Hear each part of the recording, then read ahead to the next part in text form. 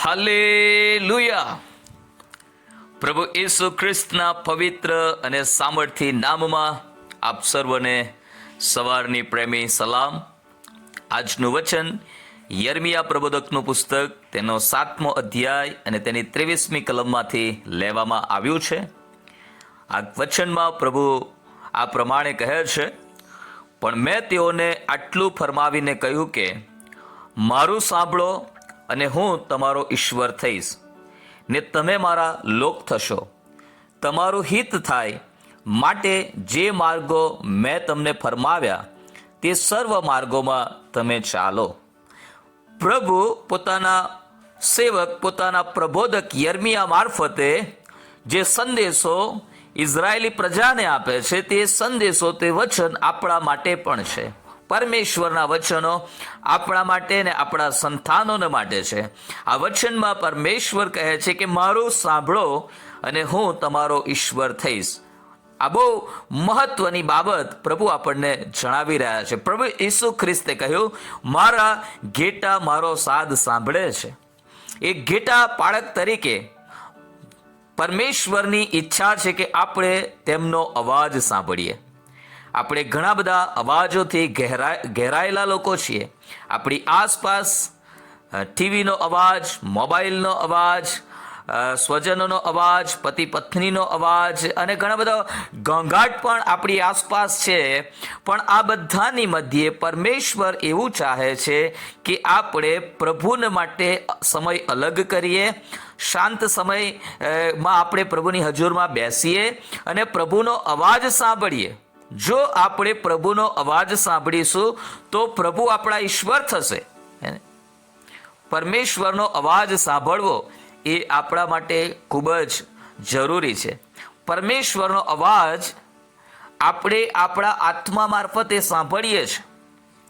આપણો આત્મા એ પરમેશ્વરના અવાજને પ્રાપ્ત કરવા માટેનો એક રિસીવર છે. જ્યારે આપણે પ્રભુની હજુરમાં બેસીએ છીએ, બાઇબલ વાંચન કરીએ છીએ, મનન કરીએ છીએ, જ્યારે આપણે પ્રભુના સેવકો મારફતે સંદેશાઓ સાંભળીએ છીએ, પરમેશ્વર જુદી જુદી રીતે આપણી સાથે વાત કરે છે અને પ્રભુ એવું ચાહે છે કે આપણે તેમનું સાંભળીએ. અને જો આપણે પ્રભુના બાળકો તરીકે પ્રભુનું સાંભળનારા લોકો છે, સાંભળવાનો મતલબ એ કેવળ સાંભળવું નથી થતો. સાંભળવાનો મતલબ એ પણ થાય છે કે આપણે જે સાંભળીએ છીએ તેનું આપણે અનુકરણ કરીએ છીએ. આપણે તેને આપણા પરમેશ્વરના અવાજને આપણા વ્યવહારમાં લાવીએ છીએ. અને તો પરમેશ્વર કહે છે કે હું તમારો ઈશ્વર થઈશ ને તમે મારા લોક થશો. અને આગળ પ્રભુનું વચન કહે છે, તમારું હિત થાય માટે જે માર્ગો મેં તમને ફરમાવ્યા તે સર્વ માર્ગોમાં તમે ચાલો. આપણું હિત થાય.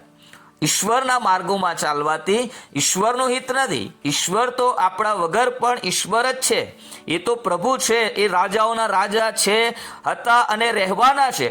પરંતુ પરમેશ્વરે જે વચનો આપણને આપ્યા છે, પરમેશ્વરે જે માર્ગો આપણને બતાવ્યા છે, પરમેશ્વરે જે ન્યાયપણો, સત્ય, પવિત્રતાના માર્ગો આપણને આપ્યા છે, એ માર્ગો પર જો આપણે ચાલીશું તો તેનાથી આપણું હિત થશે, આપણા કુટુંબનું હિત થશે. અત્યારે આપણા પરિવારોની અંદર જે બધી અવ્યવસ્થાઓ સર્જાઈ છે, જે અંધાધૂંધી સર્જાઈ છે, જે કન્ફ્યુઝન બધા પેદા થઈ રહ્યા છે, એ થવા પાછળનું એક કારણ એ પણ છે કે આપણે પ્રભુનું સાંભળતા નથી, આપણે પ્રભુના માર્ગમાં ચાલતા નથી, આપણે પ્રભુને માન મહિમા આપતા નથી, પ્રભુ જે કહે છે તે કરતા નથી અને આપણે આપણા હૃદયના દુરાગ્રહ પ્રમાણે ચાલીએ છીએ, આપણે આપણા મનની ઈચ્છા પ્રમાણે જીવન જીવીએ છીએ. તો પણ આપણે પરમેશ્વરના આશીર્વાદોથી, પરમેશ્વરની કૃપાથી વંચિત રહી જઈએ છીએ અને તેના માટે આપણે પોતે જવાબદાર છીએ.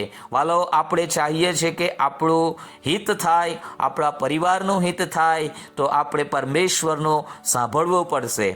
પરમેશ્વર આપણને કહે છે એ આપણે કરવું પડશે. પરમેશ્વરના વચનોને આપણે વ્યવહારમાં લાવવા પડશે. આપણે કેવળ પ્રભુના વચનો સાંભળીને તેને ભૂલી જનાર લોકો બનવાનું નથી, પણ પ્રભુના વચનો સાંભળીને આપણે તેને પાળનાર બનવાનું છે. કેમ કે પરમેશ્વરના વચનો જે સાંભળે છે અને પાળે છે તેનું હિત થાય છે, તે આશીર્વાદિત થાય છે.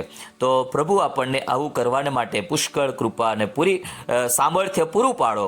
પ્રભુ આપણી સહાય અને મદદ કરો કે આપણે રોજ પ્રભુનો અવાજ સાંભળીએ અને પ્રભુના માર્ગોમાં ચાલીએ અને આપણા જીવન દ્વારા પરમેશ્વરના નામને માન મહિમા આપીએ. અને ઈશ્વરે જે આશીર્વાદો આપણા માટે તેમના પુત્ર પ્રભુ ઈસુ ખ્રિસ્ત મારફતે રાખી મૂક્યા છે, ઓલરેડી આપણને આશીર્વાદિત કર્યા છે, તેના અનુભવને આપણે રોજિંદા જીવનમાં લાવી શકીએ. પ્રભુ આ ટૂંકા મનન દ્વારા તમને બ્લેસ કરો. God bless you. Have a nice day.